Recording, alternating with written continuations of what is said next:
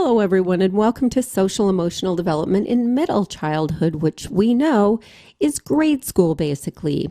So, what's so great about middle childhood? It's not just that children are learning new cognitive tasks, they're understanding, say, music or sports. They're learning lots of things in their brains. They're also learning how to behave. So, in this letter, you're seeing evidence of that learning how we treat other people in action. And this is an 8-year-old apologizing to his younger brother, who happens to be, I think, 5. So he says, "Elliot, sorry for choking you. I'm really sorry. I just wanted to win 52 pickup. I will never do it again. I acted before I thought. It was the worst thing that happened to me in my life. Sorry." I like all the R's in there. And now notice what's happening with this child. He's not in early childhood anymore. He's starting to realize that his own behavior has consequences. He's noticing that he can wait to do something. Notice he's like, I acted before I thought. He's realizing that you can stop and think about an action. And he's learning that when you harm someone, you apologize. So this is evidence of this really exciting period of development in which children start to learn how to be kind to each other, how to treat each other, and how to interact. Children are moving into Erikson's conflict of industry versus inferiority. Now, remember that the way that Erikson defined these two things are that industry is associated with confidence, with willing to try new things, take risks, learn new things, and inferiority is associated with the opposite of all of those things, with a feeling that you can't do new things, that you're going to be terrible at things. And that's why early literacy is so important, because something as important as reading starts to pack a pretty big punch, because as a society, we value reading pretty highly. And so it's pretty embarrassing if you can't do that. Children in middle childhood are starting to become more able to be self-reflective about who they are, and their self-definitions are becoming more abstract. Instead of using concrete terms like my hair is yellow, I have a parakeet, they're starting to use abstract terms like I'm funny, I'm smart, I'm kind. Notice that those abstractions are words that have different meanings to different people. They're slipperier, they're harder. And so you can tell cognitively that children in this age are growing, but you can also see that they can define themselves differently. They're also more aware of comparisons between themselves and others, partially because everybody's in school now, and it's more obvious how you stack up against other people. So remember that self-concept is the words you use to define who you are.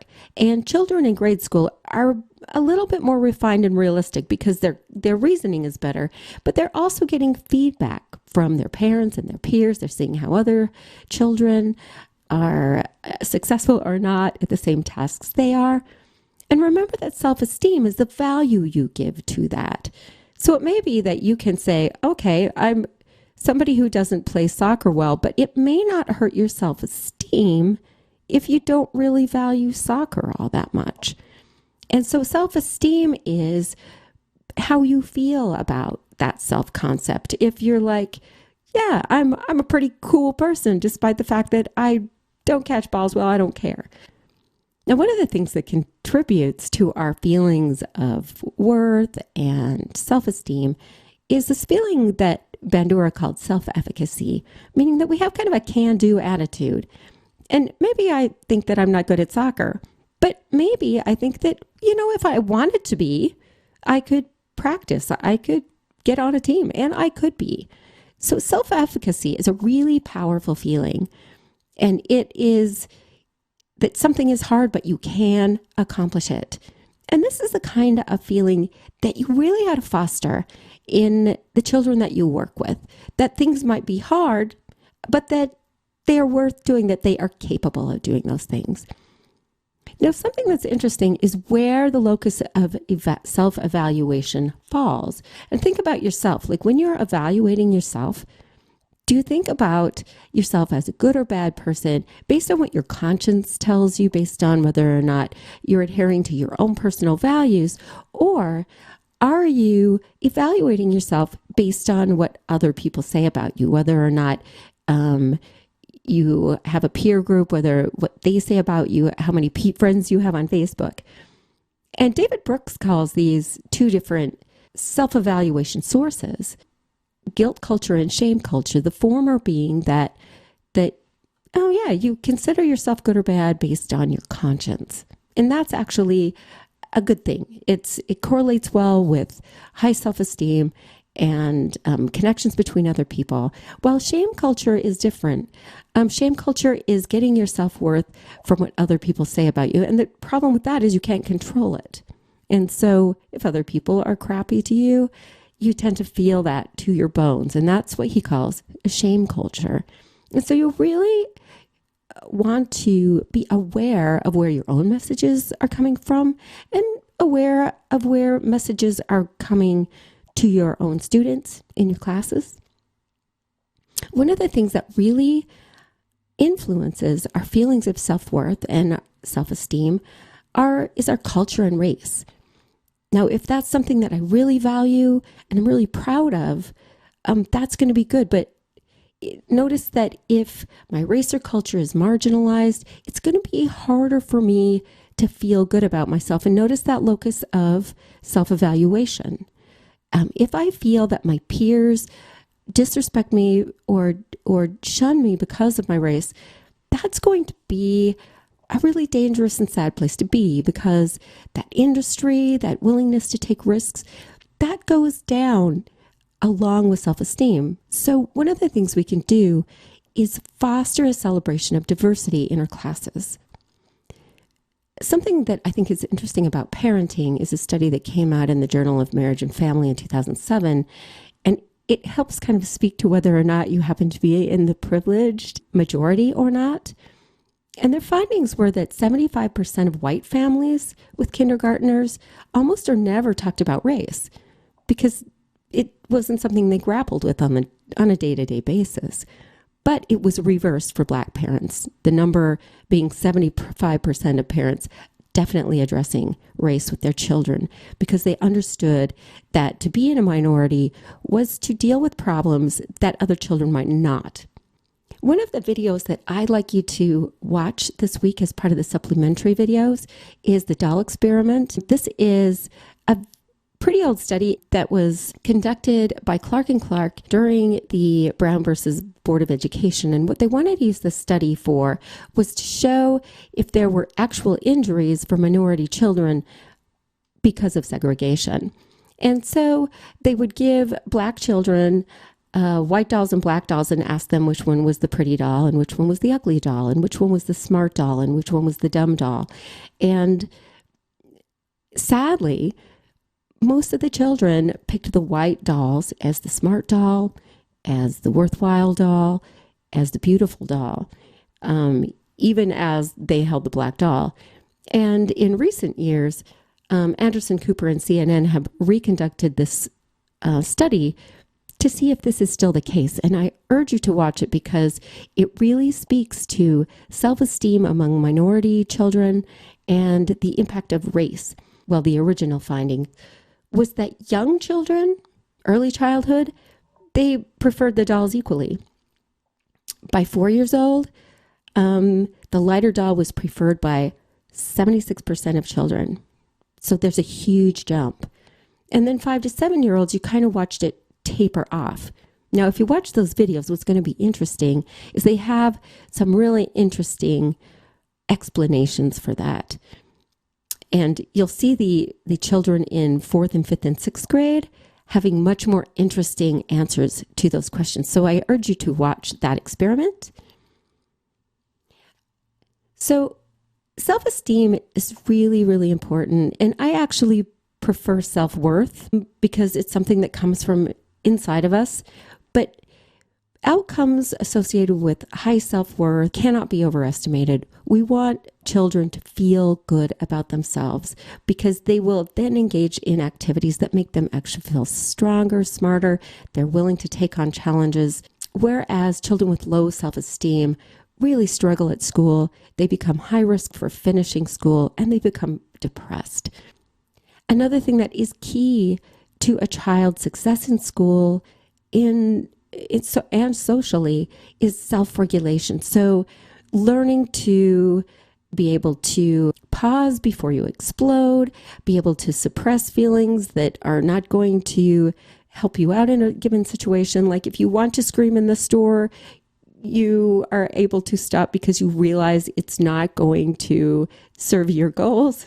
And so children are learning this, and it's worth you being a very good self-regulator so that when you see outbursts, you can pull back and have a conversation about why the behavior is a problem. Children exposed to high risk factors, such as maltreatment, are actually likely to have problems with self-regulation. I mean, you can't say that every child who experiences outbursts has a terrible home life, but experiencing a home life in which adults don't regulate their emotions well, in which there might be verbal or physical abuse, they tend to be worse self-regulators. So that's something that we can teach. Another terrific thing that is happening is the evolution of perspective taking. And Selman decided to have stage theory because everybody's got a stage theory, right? And he thought that ages 3 to 6, that mostly we're egocentric. We don't take other people's perspectives very well. But Selman noticed that in ages 6 through 8, that children became aware that there were other perspectives, that other people saw the world differently than they did. And that in stage 2, which is ages 8 to 10, which is the latter part of grade school, that they were actually able to put themselves in the role of another person in order to determine intention. And by stage 3, I don't even know if we get to stage 3 very often, but that is when you can actually step outside of a conflict and see all of the perspectives in play. And perspective taking is huge, and it's really important in terms of increasing pro-social behavior because we can start to see the plights and needs of other people. One of the wonderful things that happens is the development of altruism. In an earlier module, I introduced you to Paul Bloom's research in which he notices that babies have very early biases. And he wonders, in fact, if babies are little bigots because of the way that they seem to prefer other people who are like them and disregard or even want punished characters who are not like them. And so what this video explores, and I urge you to watch it, you can start it toward the end at like 8.5 minutes. He takes you from the babies to the children in middle childhood. And what's fascinating is you watch them develop altruism. You watch them go from being children who, if given the opportunity to have more of something than another child, they will do that. But then something magnificent happens toward the late end of middle childhood where you watch them actually give away more of what they have so another child can have more. And that, my friends, is chalking up altruism to something that we can teach. And so it's not enough to teach reading and writing and science. Those are lovely things. But we're also, remember, when we're working with children or young adults, that we're teaching them how to be people. We're modeling that and we're explicitly teaching that. So knowing and doing the right thing, worth teaching. Moral reasoning abilities are increasing in middle childhood. Piaget noticed that children are going from what he called moral realism, which is all the rules are always the same. Equity means everybody gets the same exact amount of strawberries, even if somebody doesn't like strawberries, to moral relativism, in which they realize that they can change the rules for things. And if the game is going too long, people can agree to make the game shorter. Like Piaget, Lawrence Kohlberg was interested in how we develop morals, how we decide what's right and wrong.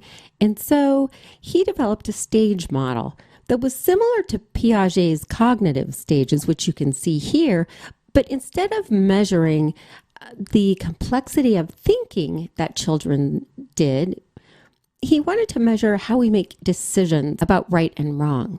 And so he came up with these 3 stages: Pre-conventional morality being the very earliest that we experience, in which we make decisions because we don't want to get in trouble. And then conventional morality being that we want approval from other people and that we also recognize that there is law and order and there are rules. Post-conventional morality, on the other hand, was, he thought, the highest kind of morality we could have. And he postulated that not everyone got to this stage of morality. And in order to explain what these stages are, think about yourself and you're driving your car and you are obeying the speed limit. Now, if you are obeying the speed limit because you don't want to get a ticket, you are obeying the speed limit out of a pre-conventional morality, meaning that you just want to avoid punishment, right? It's in your self-interest. Now, if you're driving the speed limit because you are a good law-abiding citizen and you believe that people should follow the law, you are operating out of conventional morality. And this, by the way, is what Kohlberg suspected was happening in middle childhood, that children were starting to develop this sense of law and order and rules.